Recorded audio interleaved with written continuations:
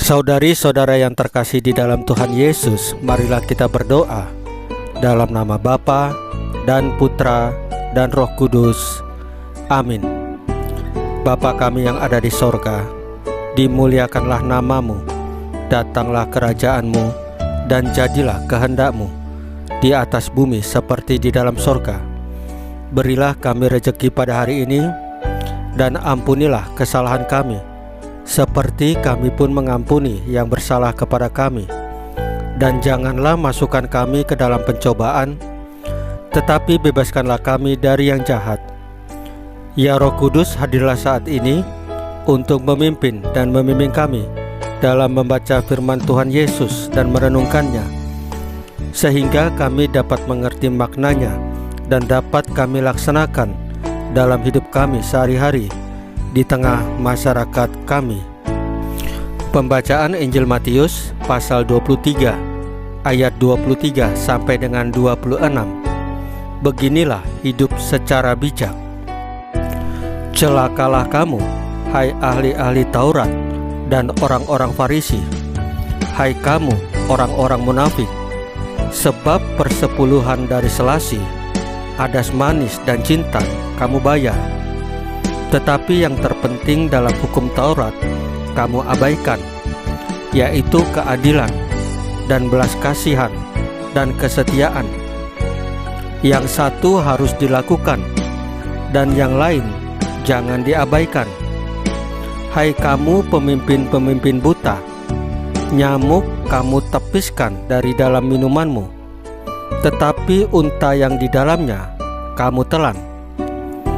Celakalah kamu, hai ahli-ahli Taurat dan orang-orang Farisi, hai kamu orang-orang munafik, sebab cawan dan pinggan kamu bersihkan sebelah luarnya, tetapi sebelah dalamnya penuh rampasan dan kerakusan.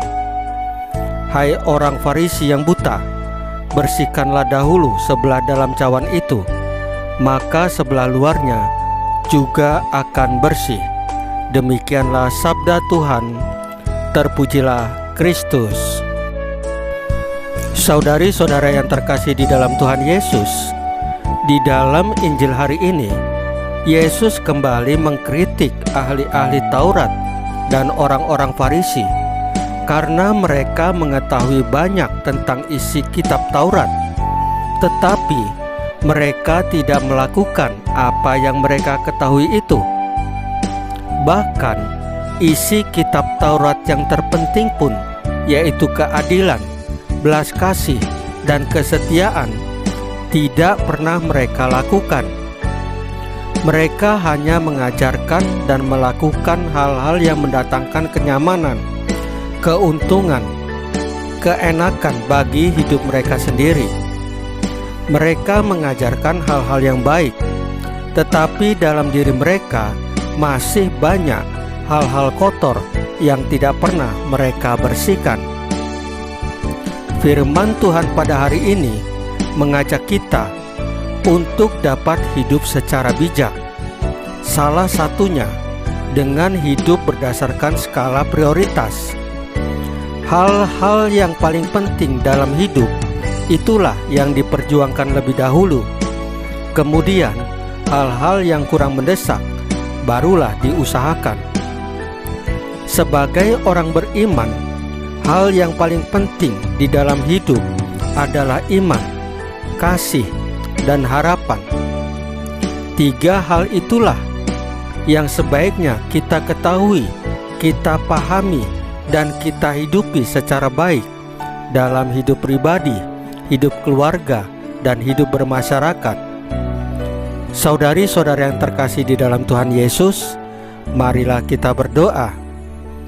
Ya Allah Bapa yang Maha Kasih, semoga kami dapat mengisi hidup ini secara lebih bertanggung jawab, dengan mengutamakan hal-hal yang paling penting, sehingga hidup kami menjadi persembahan yang layak bagimu. Salam Maria, penuh rahmat Tuhan sertamu, terpujilah engkau di antara wanita, dan terpujilah buah tubuhmu Yesus. Santa Maria Bunda Allah, doakanlah kami yang berdosa ini sekarang dan waktu kami mati. Ya Tuhan Yesus, tambahkanlah iman kami hanya kepadamu saja, karena Engkau adalah Tuhan dan Juru Selamat kami satu-satunya, tidak ada yang lain. Dalam nama Bapa dan Putra dan Roh Kudus. Amin. Saudari-saudara yang terkasih di dalam Tuhan Yesus, bacaan firman dan renungan hari ini sudah selesai. Tuhan Yesus memberkati kita semua.